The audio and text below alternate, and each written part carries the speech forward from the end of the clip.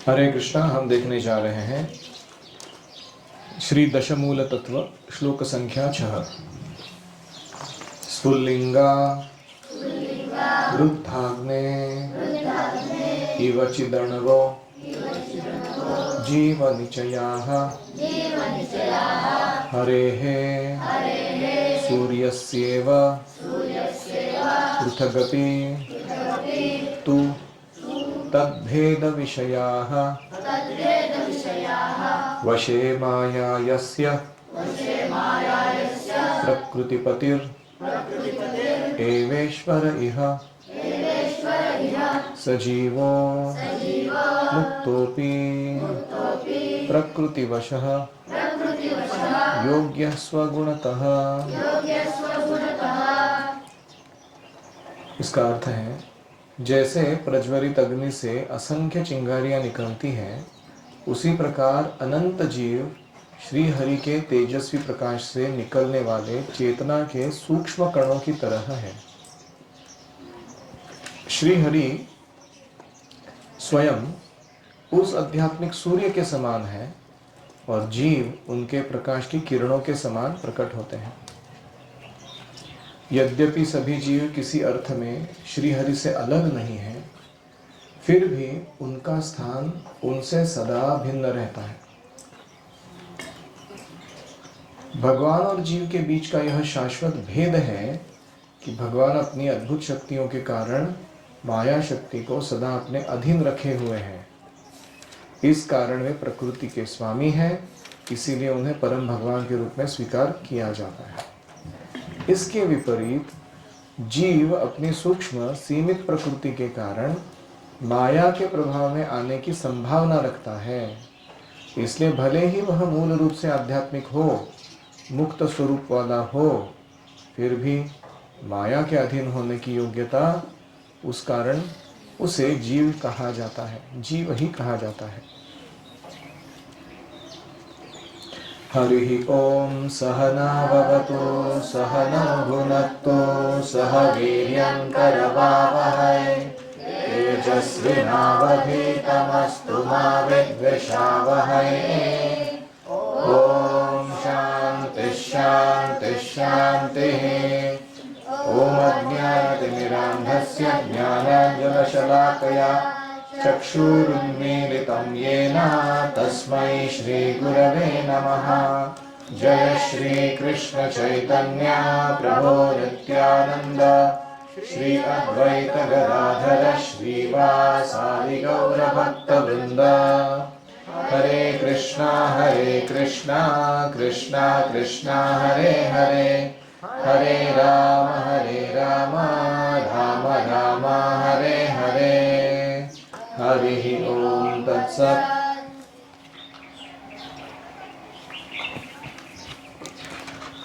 हरे कृष्णा। तो शुरुआत से देख रहे हैं पुनः।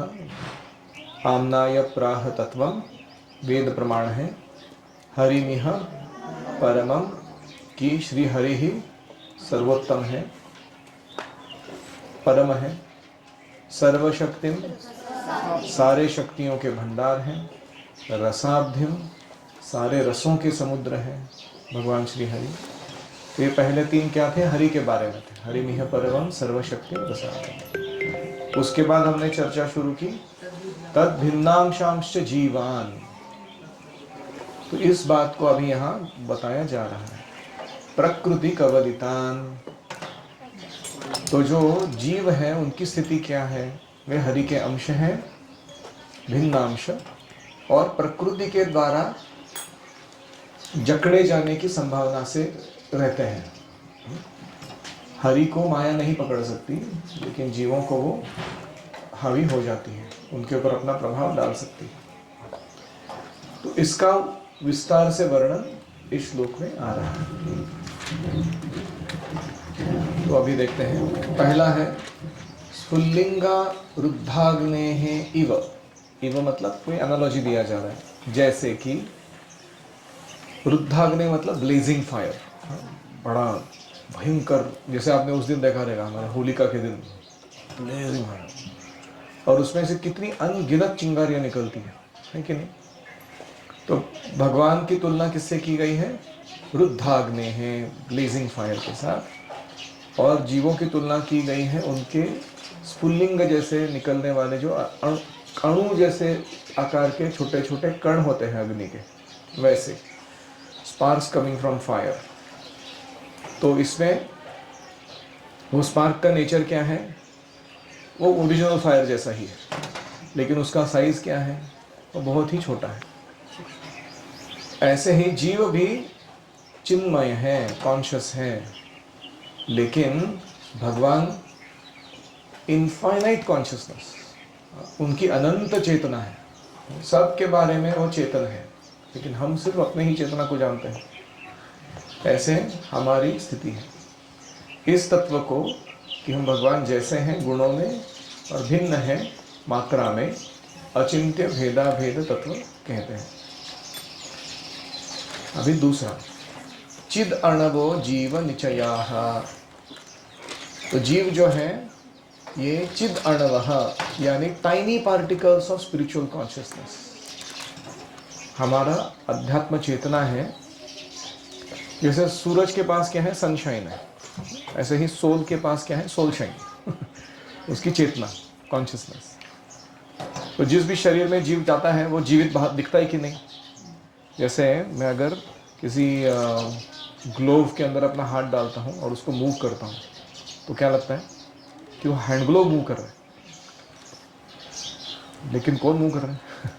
अंदर डाला हुआ हाथ। ऐसे ही क्योंकि उस हाथ को आकार है, इसलिए उस ग्लोव को आकार है कि नहीं?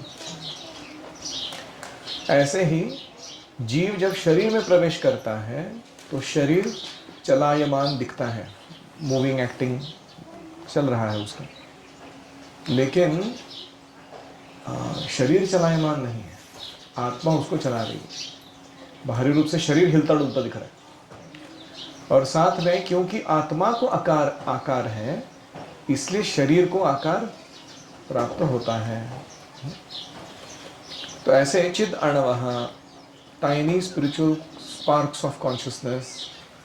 कैसे हैं हम? इटर्नल हैं, शाश्वत हैं, सचेत हैं यानी कॉन्शियस हैं, इंडिविजुअल हैं। हम हर एक जन अपना अपना व्यक्तित्व स्वतंत्र बनाए रखता है। और चौथा, हम अध्यात्म स्वरूप हैं, ब्रह्म रूप है। तो इसलिए जीव को कहा गया है अणु चैतन्य। अणु चैतन्य मतलब टाइनी कॉन्शियसनेस। भगवान को कहा गया है विभू चैतन्य, इनफाइनाइट कॉन्शियसनेस। तो भगवान के पास इनफाइनाइट कॉन्शियसनेस है, अनलिमिटेड पोटेंसी है, और वो सारे कंट्रोलर एनर्जीज के सारे वो कंट्रोल करने वाले हैं। लेकिन जीव क्या है? उसके पास लिमिटेड कॉन्शियसनेस है, उसका लिमिटेड पावर है, और वो डिपेंडेंट है। अपने अस्तित्व में वो भगवान पर आश्रित है, स्वतंत्र अस्तित्व नहीं रख सकता। इसलिए जीव कभी भी भगवान नहीं बन सकता। तो ये हो गया चिद अणवो जीव निचयाः, ये हमारी स्थिति है। तो पहला उदाहरण क्या दिया था? अग्नि और स्फुल्लिंग। अभी दूसरा उदाहरण लेते हैं। वो हरे है सूर्यस्येव पृथगपितु तद्भेद विषयाः। तो सूर्य और उसके सूर्य किरण होते हैं। सूर्य एक होता है, सूर्य किरण अनेक होते हैं, अनंत होते हैं। ऐसे ही सूर्य कौन है यहाँ पर? हरि। और सूर्य किरणों की तुलना किससे की गई? हम सब जीव। तो सन क्या करता है? अपने सूर्य किरणों को कंट्रोल करता है, और वो कण जो है सूर्य के प्रकाश किरण, वो सूर्य को कंट्रोल नहीं कर सकते। तो दो प्रकार के थॉट्स हैं। एक है एब्सोल्यूट मोनिज्म। एब्सोल्यूट मोनिज्म मतलब क्या है? सब कुछ एक है, सब कुछ निर्विशेष निराकार एकत्व रखने वाला है, इसको कहते हैं एब्सोल्यूट मोनिज्म। हम और भगवान में कोई अंतर ही नहीं। दूसरा है एब्सोल्यूट डुअलिज्म, यानी द्वैत, जो मध्वाचार्य ने दिया है। एब्सोल्यूट मोनिज्म है शंकराचार्य का है। एब्सोल्यूट डुअलिज्म किसका है? फिलॉसफी मध्वाचार्य। वो कहते हैं कि जीव और भगवान कभी एक हो ही नहीं सकता। हरि सर्वोत्तमः वायु जीवोत्तमः, जीवों में उत्तम वायुदेव है, और हरि जो है वो सारे अध्यात्म तत्व में सर्वोत्तम वो है। लेकिन गौड़ी वैष्णव तत्व क्या करता है, ये दोनों जो पोजीशंस है एक्सट्रीम वाले, इनको हार्मोनाइज करता है, इनका समन्वय करा कर दिखाता है। वो कहते हैं कि नहीं, जीव अभिन्न है हरि से क्योंकि वो सच्चिदानंद है, लेकिन वो भिन्न है हरि से क्योंकि वो हरि के शाश्वत दास है, हरि जैसे नहीं बन सकते वो। फिर वो आगे कहते हैं वशे माया यस्य, जिन, तो ये भगवान का वर्णन है कि भगवान माया को अपने वश में रखे हुए हैं। जीव माया के अधीन हो जाता है, लेकिन माया कभी भी भगवान पर अपना प्रभाव नहीं डाल सकती, माया के नियंत्रक है भगवान। तो इसीलिए उनका नाम है प्रकृतिपति। प्रकृतिपति, मयाध्यक्षेण प्रकृति ही सूयते सचराचरम, कि मेरी अध्यक्षता में ये प्रकृति काम करती है, इंडिपेंडेंटली नहीं। इसलिए भगवान कभी भी माया के अधीन नहीं होते हैं। दूसरा, माया हमेशा भगवान की इच्छा अनुरूप कार्य करती है। कौन सा श्लोक? माया हि यस्य जगदण्ड शतानि सूते त्रैगुण्यतद् विषय वेद वितायमाना सत्त्वा बलं विपरसत्त्व विशुद्ध सत्त्वं गोविन्दमादि पुरुषं तमहं भजामि। तो जो माया है त्रैगुण्य तद विषय वेद वितायमाना, वो विस्तार करती रहती है तीन गुणों का, अनंत काल से अनंत विस्तार चल रहा है। लेकिन ये माया जो है इच्छा अनुरूपम पीयस्य चेष्टते सा, भगवान के इच्छा अनुरूप कार्य करती, उनके इच्छा के बाहर नहीं है।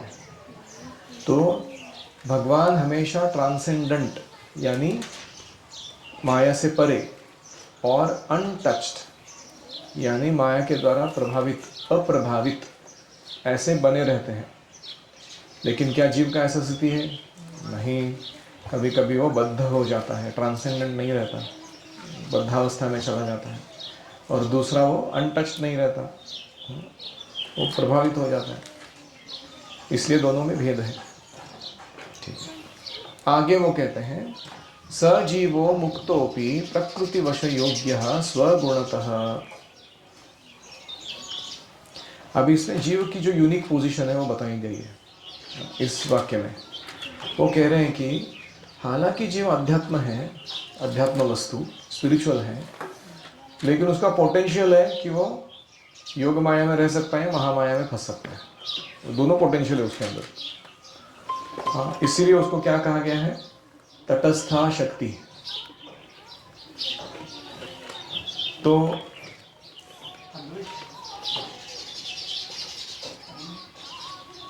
तटस्था शक्ति मतलब कल भी देखा था, तट क्या होता है? पानी के प्रभाव में या बालू के प्रभाव में रहता है। वैसे ही ये तो स्पिरिचुअल एनर्जी यानी कृष्ण के उन्मुख रहेगा तो स्पिरिचुअल प्रभाव में रहता है। अगर नहीं है, सेंसेस और माइंड को अपना सर्वस्व मान के बैठा तो क्या होता है? तो प्रकृति के प्रभाव में चला जाता है, भौतिक प्रभाव के अंदर चला जाता है। तो इसलिए हमें कृष्ण उन्मुख बनना है। कृष्ण से हम विमुख होकर बहुत समय बिता दिए, हमें भी कृष्ण उन्मुख बनना है।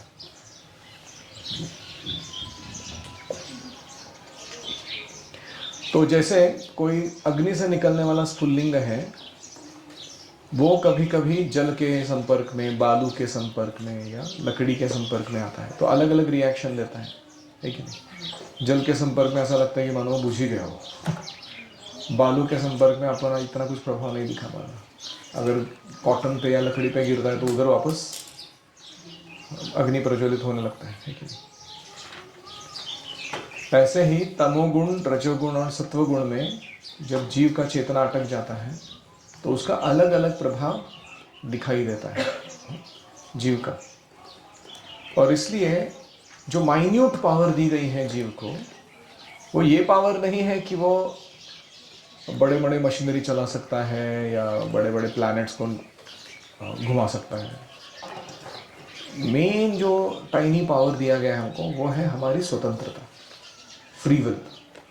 अगर वो स्वतंत्रता को हम सही उपयोग करते हैं तो हम कृष्ण के अधीन रहकर स्वच्छंद विहार कर सकते हैं। कृष्ण हमको अनलिमिटेड एम्पावरमेंट, सबलीकरण दे सकते हैं। तो इसलिए वो पावर कृष्ण से ही आती है, जीव जो कार्य कर पा रहा है। लेकिन उसका मूल पावर जो है, माइन्यूट पावर, वो किसमें है? उसकी फ्री विल, स्वतंत्रता में है। हमें उस स्वतंत्रता का दुरुपयोग नहीं करना चाहिए। तो इस प्रकार इस श्लोक में 4 मुख्य शिक्षाएं हम प्राप्त करते हैं। पहला क्या है? जीव आध्यात्मिक है, हाँ, और वो कॉन्शियस है, सचेत है। हाँ, हम कोई मटेरियल प्रोडक्ट नहीं है। जैसे हमारे साइंस में लिखा है ना कि हम CHON, carbon, hydrogen, oxygen, nitrogen, इनका मल्टीपल कॉम्बिनेशंस के कारण हमारा अस्तित्व बना हुआ है। वो कहते हैं कि लाइफ कम्स फ्रॉम मैटर, जड़ पदार्थ से जीवन बन रहा है। ये बकवास है। Matter comes from life. जड़ पदार्थ जैसे नीम का पेड़ है, नींबू का पेड़, लेमन, तो क्योंकि वो जीवित है, उसमें अंदर एक आत्मा है, उस पेड़ में सजीव है वो, इसलिए वो कितना क्वांटिटी साइट्रस एसिड प्रोड्यूस करता रहता है, नींबू का जूस, है कि नहीं? तो matter is coming from life, ना कि life is coming from matter. तो ये पहला इंपॉर्टेंट कंक्लूजन है ये श्लोक का, कि we are conscious living entities. दूसरा, we are simultaneously one with and different from God. भगवान और हमें अचिंत्य भेदाभेद है, कि सेम नेचर है हमारा बट डिफरेंट मैग्नीट्यूड है। सच्चिदानंद है हम दोनों, लेकिन हमारा क्वांटिटी अलग अलग है। वो विभु है, हम अणु हैं। तीसरा, भगवान माया के अधीन नहीं होते हैं, माया को अपने अधीन रखते हैं। Material nature is acting under Krishna's authority, ये तीसरा। और चौथा, जीवा can fall under Maya because of his marginal position. क्योंकि हम तटस्थ हैं, हम प्रभावित हो सकते हैं माया से जब हम उसके प्रभाव को स्वीकार करते हैं। एक बार प्रभुपाद जी अमेरिका में किसी मॉर्निंग वॉक में चल रहे थे और दूर समुद्र में एक बहुत पावरफुल ओशन लाइनर पता है क्या होता है? उसका लंबा डेक होता है, 1 किलोमीटर लंबा। ऐसा बड़ा विशाल जहाज होता है वो, और वो बहुत उसमें सामान रखने की या लोगों को ले जाने की क्षमता होती है। उसको बोलते हैं ओशन लाइनर। तो उसमें विनोद का दृश्य यह था, जोक लगेगा ऐसा, कि वो बंद था ओशन लाइनर, और उसके नाक को पकड़ के एक छोटा पावर बोट जो है वो उसको खींच के ले जा रहा था, डॉक करने के लिए, उसको बंदरगाह में लगाने के लिए, पार्किंग करने के लिए। तो अजीब लग रहा था वो, कि इतनी छोटी बोट थी वो उसके सामने रखी हुई, और वो क्या कर रही है, वो बड़े ओशन लाइनर को खींच के ले जा रही है अपने पीछे। तो प्रभुपाद जी और शिष्यों ने वो चित्र देखा, दृश्य, तो प्रभुपाद जी हंसे और उन्होंने कहा, सो व्हाट डू यू अंडरस्टैंड, क्या समझ में आया? तो सब शिष्य एक दूसरे को देख रहे हैं, इसका भक्ति वेदांत तात्पर्य क्या है? व्हाट इज द भक्ति वेदांत पर्पोर्ट हियर? तो उन्होंने बोला, नहीं प्रभुपाद जी, आप ही बताओ। प्रभुपाद जी ने कहा, such a big ocean liner carried by such a tiny boat, why, क्यों? तो सब लोग सोच रहे, व्हाई? प्रभुपाद जी ने खुद ही जवाब दिया, because the engine of that ocean liner is switched off, इसलिए। So what do you understand? तो सब लोग इतना बोलने पर भी उनको समझ में नहीं आया। पूरा पुनः पूछा, तो क्या समझा? तो उन्होंने कहा, नहीं प्रभुपाद जी, आप ही बताओ। प्रभुपाद जी ने कहा, जीव जो है ना, आत्मा, वो भी ऐसे ओशन लाइनर जैसा पावरफुल है वो, लेकिन उसे तुच्छ भौतिक शक्तियाँ या भौतिक आकर्षण कि नाक को बांध के इधर उधर खींच के लेके जाते हैं उसको, और वो भी उनके पीछे पीछे चला रहा है। कोई ड्रग्स के पीछे लगा है, कोई कार्स के पीछे लगा है, कोई धन के पीछे लगा है, कोई फेम के पीछे लगा है। तुच्छ भौतिक चीज़ें उसको आकर्षित करती हैं, और वैसे कुत्ते जैसा उनके पीछे जहाँ कहीं खींचे माया उसको उसके पीछे चला जाता है। क्यों जा रहा है ऐसा? क्योंकि उसने अपना जो पोटेंशियल है, आध्यात्मिक शक्ति है उसके पास, उसको स्विच ऑफ करके रखा है। अपने पोटेंशियल को यूज नहीं कर रहा हूँ आध्यात्मिक रूप से। तो गुरुपा जी ने कहा, so there is a engine start command. अगर वो इंजन चालू करना है तुमको, तो उसका क्या कमांड है? हरे कृष्णा कृष्णा कृष्णा हरे हरे, हरे राम राम राम हरे हरे। ये हरे कृष्ण महामंत्र का जो बल है वो किक स्टार्ट करा देता है वो इंजन को। आत्मा जो है वो पुनः अपने फुल स्केल अध्यात्म शक्ति पर स्थित हो जाती है। उसको लगता है क्या है, जैसे वो ओशन लायर का इंजन चालू हो गया तो ऐसे कितने बोट्स को किधर खींच के लेके जाएगा वो, है कि नहीं? 100 120 2000 बोट बांध दो उसको, कोई प्रॉब्लम नहीं है, वो सबको उठा के लेके जाएगा, उसको जिधर जाना है उधर लेके जाएगा वो, है कि नहीं? सही। इसलिए स्पिरिचुअल पोटेंशियल अगर हम अवेकन करते हैं अपना, तो हम मैटर को हमें जिस दिशा में लेके जाना है उस दिशा में लेके जाएंगे भगवान की सेवा में, ना कि हम मैटर में फंस के उसके पीछे पीछे पागल होके इधर उधर भटकने चले जाएंगे कहीं। और इसलिए ये जो है हमारी स्थिति, ये हमें विशेष गौर करनी चाहिए इसके ऊपर। जब जीव अपनी आइडेंटिटी भूल जाता है, जीवेर स्वरूप होय कृष्णेर नित्यदास, तो फिर वो क्या होता है? बद्ध हो जाता है। फिर उसको लगने लगता है कि ये माया ही सब कुछ है, और उससे लगने लगता है कि अभी दुख भोगना ही जीवन का नॉर्मल कंडीशन है। He starts enjoying suffering also sometimes, है कि नहीं? और खास करके वो जन्म मृत्यु के चक्र में पुनः पुनः आवागमन करता रहता है। लेकिन वही जीव जब भक्ति उन्मुख हो जाता है, कृष्ण की तरफ मुड़ता है, तो उसका ओरिजिनल स्पिरिचुअल नेचर जो है वो अवेकन हो जाता है, पूरा प्रकट हो जाता है। वो माया से मुक्त हो जाता है, दुखों से छुटकारा प्राप्त करता है, जन्म मृत्यु के चक्र में पुनः लौटकर नहीं आता। तो इस प्रकार से ये जो श्लोक है ये भक्ति विनोद ठाकुर के अनुसार हमें बताता है कि हम भगवान के भिन्नांश हैं, हम चित्कण हैं, हम भगवान के साथ गुणों में समान हैं और मात्रा में अलग हैं। जब हम कृष्ण की ओर मुड़ते हैं तो हमेशा मुक्तावस्था में रहते हैं, और जब हम माया की ओर मुड़ जाते हैं तब हम बद्धावस्था में चले जाते हैं। यही इस श्लोक का सारांश है। किसी का कोई प्रश्न है?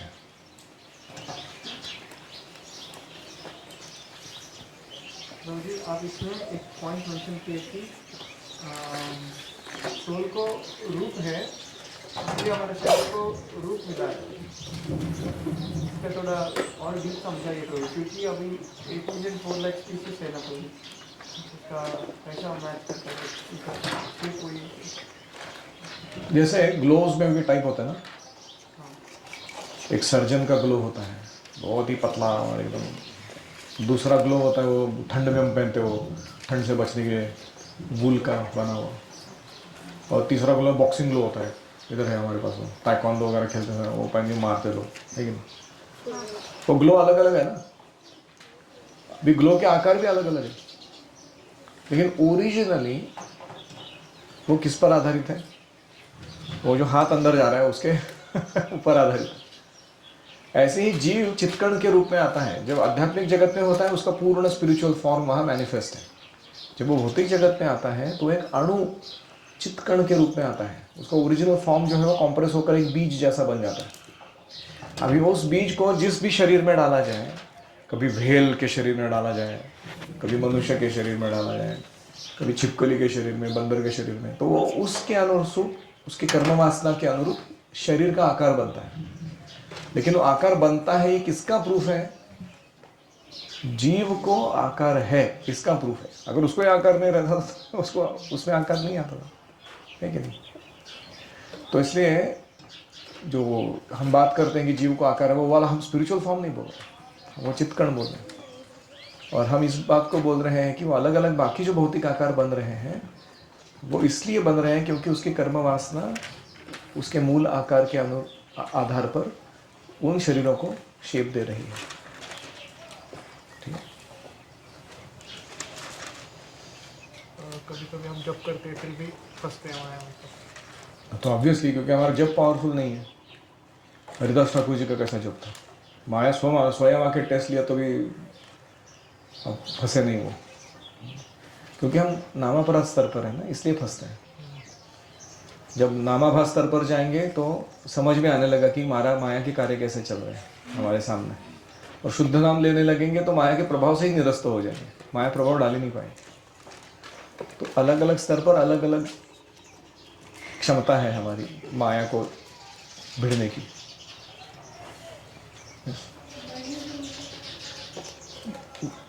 क्वांटिटी। और कोई?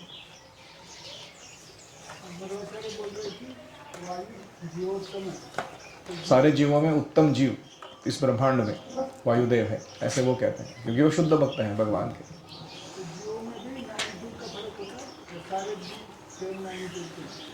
सारे जीव सेम मैग्नीट्यूड के हैं इन द सेंस दैट वो सिमिलर ब्रह्म स्तर पर है, सिमिलर पोजीशन है उनका। लेकिन आध्यात्म जगत में भी और भौतिक जगत में भी ग्रेडेशन है। जीवों की जो अलग अलग क्षमता है वो भौतिक दृष्टि से नहीं कह रहा हूँ, अध्यात्म की दृष्टि से कह रहे हैं। उसमें भी शांति रस वाले जीव होते हैं, साख्य वाले होते हैं, माधुर्य वाले होते हैं।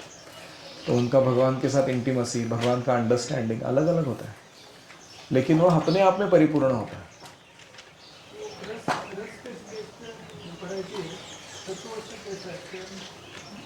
किसके स्टेज पे वैरायटी है?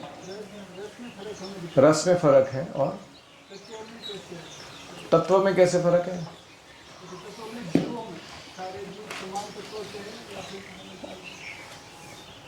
नहीं, रस का जो डिस्कशन है वो तत्व का ही तो भेद है ना। इन तत्व शांति रस डिवोटी इज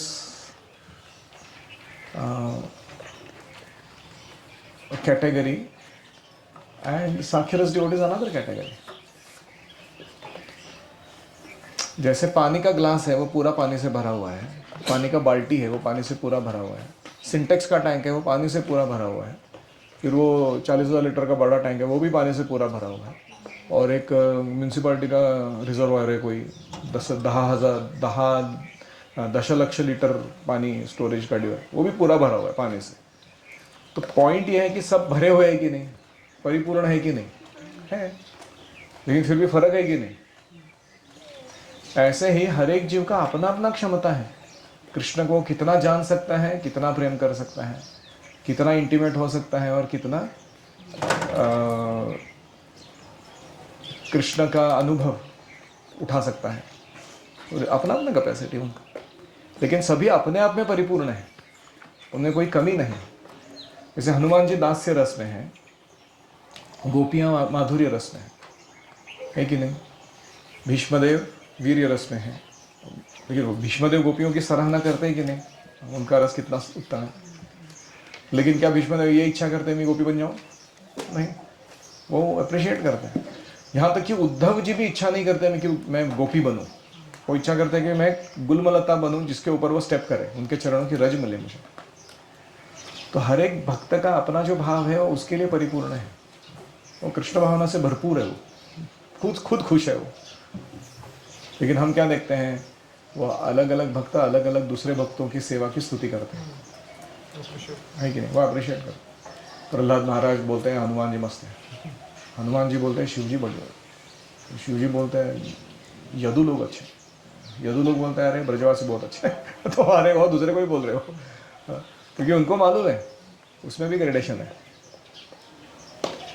तो अध्यात्म जीवन विविधता से भरा हुआ है, इससे हमें परेशान नहीं होना चाहिए, खुश होना चाहिए ये बात से।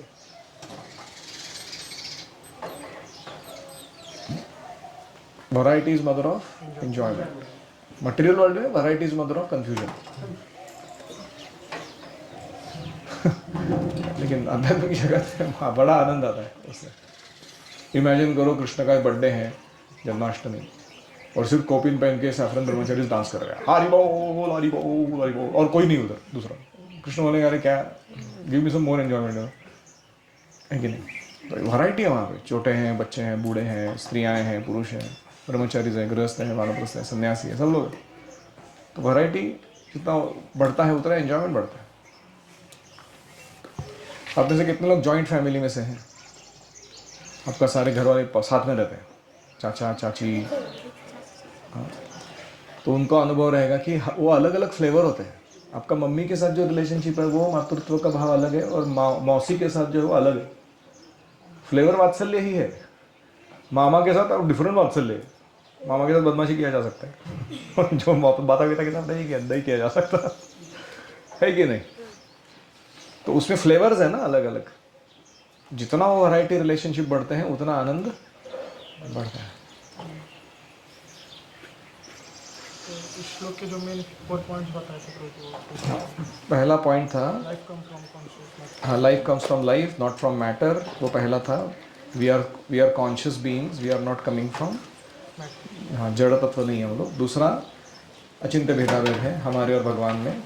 We are same in nature, different in magnitude.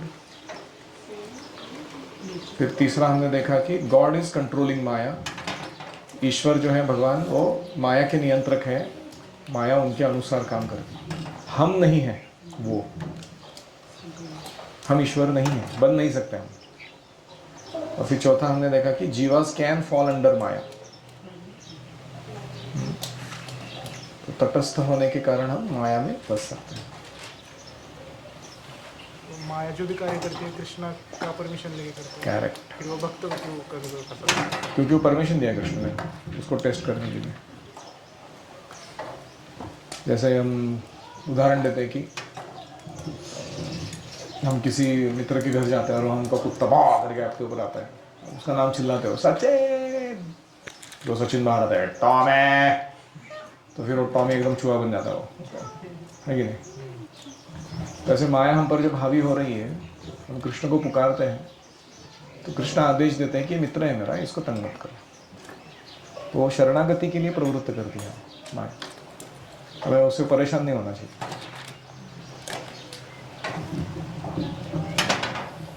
क्या हंस रहा हो? Something clicked.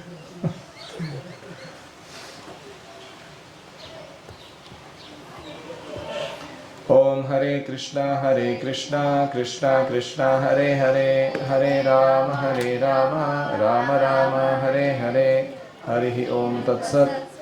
तो वापस एक बार. स्फुल्लिंगारुद्धाग्नेः इव चिदणवो जीवनिचयाः, हरेः सूर्यस्येव पृथगपितु तद्भेद विषयाः, वशे माया यस्य पतिर्एवेश्वर इह, स जीवो मुक्तोपि प्रकृतिवशः योग्यः स्वगुणतः.